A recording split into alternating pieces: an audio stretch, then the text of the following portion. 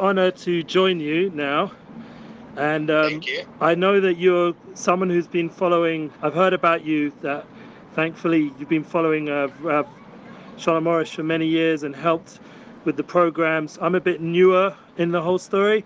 I've only Okay. been involved with Rav Arush in terms of working wise for 2 years.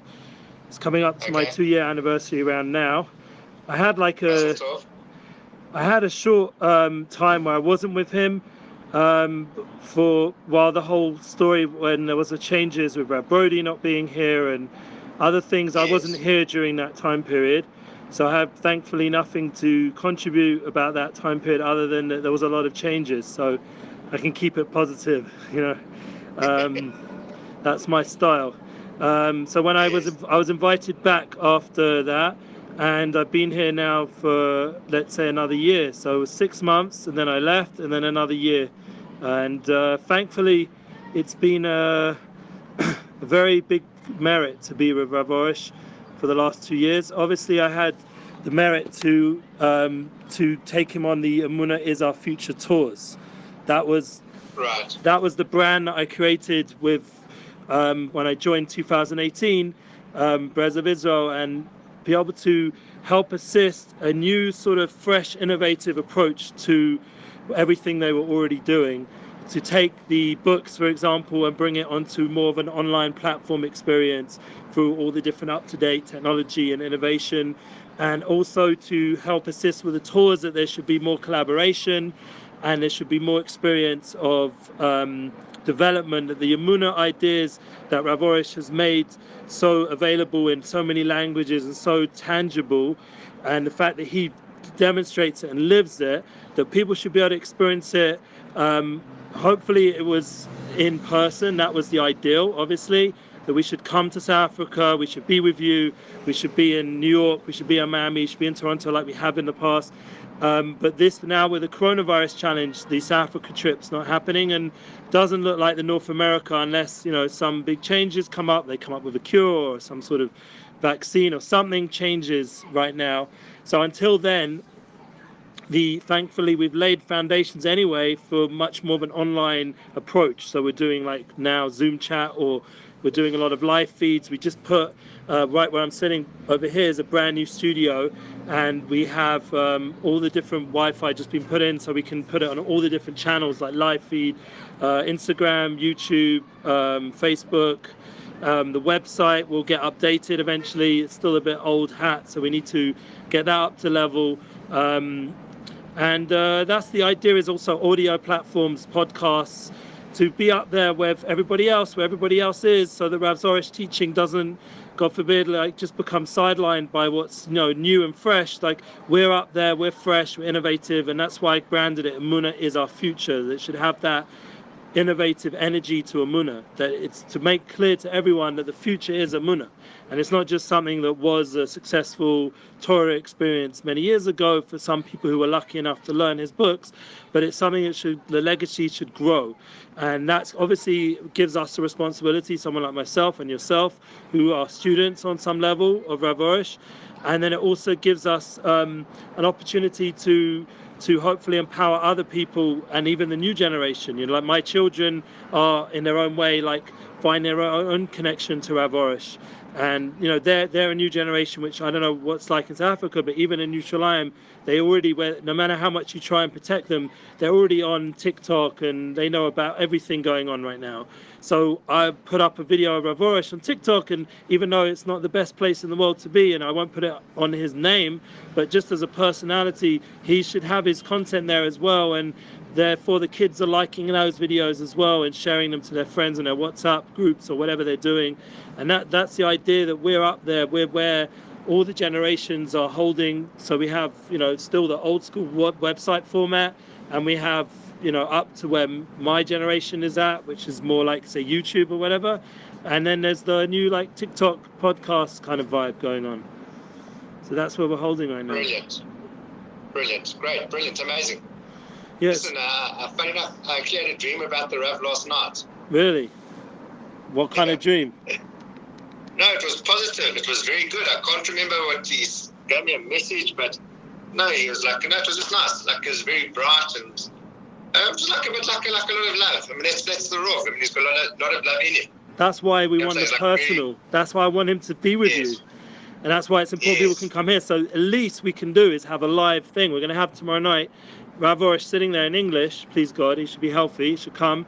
And we've got Rav Elgrod, who you know, Rav Dain Elgrod. He's now stepped up a bit more in the English program. And he's translating and putting out more shirim and halacha. And so he's going to translate the Rav and also Hashkafa. And with him on a weekly level, we're going to have this English live Q&A. So I'm getting questions from people already.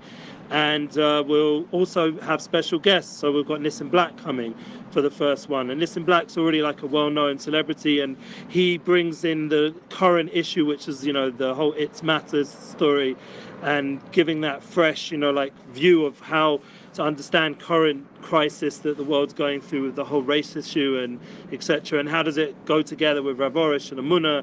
And that's my hope, that we'll try really be up to the level of what's needed to help guide people right now. Another point is that myself personally, I have unity projects. My goal is to basically bring unity. You know, that's the hardest thing. You go to a shul, everyone's, you know, got different opinions and stuff. Or you go to an organization, and, you know, I've had that experience many times, and it's something which is a big struggle. So I'm trying to build different platforms for unity, and Amunah and unity for me is one thing. It's not like contradiction. It's not like I'm making an opposing concept. It's completely at one with the flow. I've asked Rav Orish himself about certain ideas, if they contradict each other. Like, does Simcha contradict itself? Does Amunah like, because I have another Rebbe who's down the road, the Tolner Rebbe. He's Chernobyl. Now Chernobyl don't really go together with Breslov, yeah, but I'm a chassid of both. So how do I bridge that? So I asked Rav Orish, and he said that the emphasis of Simcha in Chernobyl and emphasis in Amunah in Breslov is no contradiction, because, you know, very much in Breslov Simcha is also 100%. Rabbi Nachman's name was Nachman ben Simcha, so there's no like contradiction. Now, to bring that into business is what our goal was. We're here to talk about the Garden of Riches and the soul money and Torah money. I think you put Torah first, which is good. Torah money, that it should be a spiritual experience, whatever you're doing. You should be able to go into business. You should be able to deal with your finances. You should deal with your practical daily life with Amunah. Like, I saw that on the tours, being with Rav Orish every single day for hours, and all crazy hours, and for weeks at an end. And I had the merit to be the main person, like organizing and being a achrai, being responsible, that he should get from place to place. It was you know, and also present him and make sure everything was taken care of, from the menu, from hospitality, from all the different aspects that go together of a daily life with Rav Orish. I had to make sure he had a mikveh, he had time for his spodidus, he had all the meetings, which were back to back to back all the way through. And doing that a few times, like in the last few years, seeing how he is as a person on all those scenarios that came up, was amazing to see. That with everything, with the money, with the everything, was Amunah. How he makes washes his hands, how he goes to the bathroom, how he speaks, how he eats food, how he talks to every single person, no matter who they are, the cleaner, the driver, everything is with Amunah, and like you said, with love, and the way it should be, you know. And even one time he got upset with me, and he was right to, and it was good to see even that was of Amunah. Like, I needed that, you know. It was like everything was very a very big Kiddush Hashem, very positive, and it was an honor to work with him and see how, and to be in his presence and see how the books that he's written is alive. Like, it's not just good ideas. So that's the same with us, like on our level, which I hope we can do, is try bring into daily life. Like right now, one of the big challenges, the coronavirus challenge, is with debt. Yeah, like people are having a big challenge how to balance out their finances. And if we take Rav Orish's teachings, Garden of Riches, we know that one of the key approaches is essential living, which is, funny enough, what the world's having to do right now. So everything he was writing about 10 years ago, when there was also struggle, or speaking about, was written down into word by people that helped him, like Rabbi Lazer Brody and other great people, that he was able to put out there that even in the previous crash, was say 2008, 2009, and we all remember that, with Madoff and the whole thing. So that financial crash that happened then, he would already put out big solutions in his books then of how, if we live in a more essential way, and even more so right now with the coronavirus challenge, because how much can we go out, how much can we travel, how much are we able to indulge in things that were apparently normal life, we have to cut back, we have to be more realistic, and that in itself is a massive solution to the whole debt issue. If we live in a more realistic, essential way, effective way, that our time with our family doesn't have to be surrounded by luxuries, but actually focus and actually connection. Like you see from I love the sign Soulful Money. Do you see the idea that we are able to tune into the people in front of us, like yourself or family and friends, in a holistic way, that they actually get our attention? Like when I was in all those meetings with the people that visit Rav Arush, you see the way he's totally focused, and that's what I've seen by other Tzaddikim as well. There's a certain ishtabus, they're present. They're not just in phone world, like unfortunately I find myself, or in other places where we're just like not focused. They're totally present, and that it creates a tremendous satisfaction with the people, like the family, the wife, the children, the shalom bayit, the blessing is there, and all the visitors as well. So then your sphere of influence is in a positive place of focus, and therefore then you don't need to make up for it through financial bonuses of fancy holidays that we can't afford right now, or fancy luxurious change the kitchen because I've ignored you for the last year, redo the kitchen. It doesn't need a redo. We've moved into our house in Jerusalem, thank God. We have an apartment 5 minutes from here down the road. Miracles are miracles. As someone who's dressed like this with a beard and everything, and my whole life, and I'm able to, thank God, owner an apartment in Yerushalayim Eretz Kodesh. And it's the whole journey to that is a miracle. And the fact that I can come work for Rav Arush, that I can afford to work for him, meant I had to have a certain standard of living. An example was, the standard thing, you move into a new apartment. If you're from America, usually I'm from England, from London, you redo the kitchen, yeah? But I went in and I looked at the kitchen and said to my wife, look, we have a certain amount of savings that we've come away from all the different stories that we can, balance out a little bit, this move back to Yerushalayim. So what are we going to, we have to redo the kitchen? Is that a chiyuv? Or are we going to look at this kitchen? It's never been touched. It was an apartment that was left there for a few years. No one bought it for whatever reason. It was a few good reasons, but it worked out for our benefit. And let's just leave the kitchen as is. Clean it up a little bit, maybe add one or two things, very small things. And we just saved thousands of shekels, thousands of headaches and time, and that we didn't need to. So then now, 2 years later, we're still benefiting from the fact that we didn't waste our money on a kitchen that we didn't need to do, because we didn't get that much more debt. We didn't accumulate things that we didn't need to accumulate. And that's just one example for me personally, and that would go together with his teachings, that if you're living in a more essential way, so then your finances, now, like I said, it has to balance out with your soul partner. It has to balance out that she's up for that, because then it goes to the other concept of not being stingy that Rav talks about. You have to be very generous with your wife. One of the things I was in awe of when we go on our trips, how much the Rav was able to be generous to his Rebbetzin, his Rabbanit Arush, and she was constantly able to go shopping, just my stuff.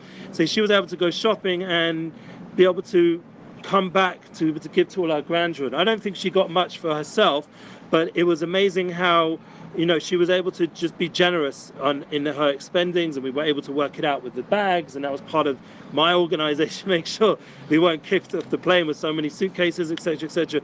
But that generosity, you see, for someone who is on such a high place, you see how much he treats his wife with honor, that it doesn't come back to stinginess. It's not so therefore, so if my wife would have wanted the kitchen done, that would have been Ratzon Hashem. I had to make the kitchen done.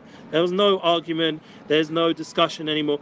But thank God I have an Eishes Chayil, I pray for it, that she's able to say, no, the kitchen, you know what, I'm actually okay. I'll be happy if we just do a few little things. So I bought an extra few cupboards, gave her more space, and we bought a new shaish thing just to put on the middle somewhere that wasn't so nice, and a few little things, and that was the solution to the whole story. It was amazing. So, excuse me, Trevor, in the middle. Yeah, slicha, b'emsa. So, sorry, there's always guys around. So the point is that I think that that's a very important balancing act that needs to be worked out, that you're essential, but you're also not like overly, overly protective of your funds. You're able to understand that what I feel, the money you get is really for your families, for other people. It's not for you. Like for me to buy myself something is always after the fact. That's how I feel personally. But everyone's going to work that one out themselves with the people in their life on a personal level. But the principle of Rav Arush of being essential and then at the same time not being stingy, being generous, that balance is a very important road to walk, and it comes together very much like he speaks about with prayer, with Hisbodedus, we're talking to Hashem, we're making a check that you are being generous, we're making a check with what you're spending on, what you need to buy, what you need to make improvements on, to be very honest with yourself. Like we're pressured, we don't realize how much, and this is my own personal point, we don't realize how much marketing is done on a internet level. Like everything we're saying on some level, I'm not trying to be like conspiracy theory, but I do feel that I see in my feeds that everything I talk about comes up. So it definitely, the algorithms of internet, social media have tuned into what I'm into. They know my likes. So I have to therefore have that extra strength of restraint, not just to be pulled into what they're advertising to me all the time, and to keep my focus that when I'm online, that I'm online to be essential, not to just be frivolous, just spending or whatever. I personally, my principle that's protected me so much is that I don't usually spend any money online, nothing.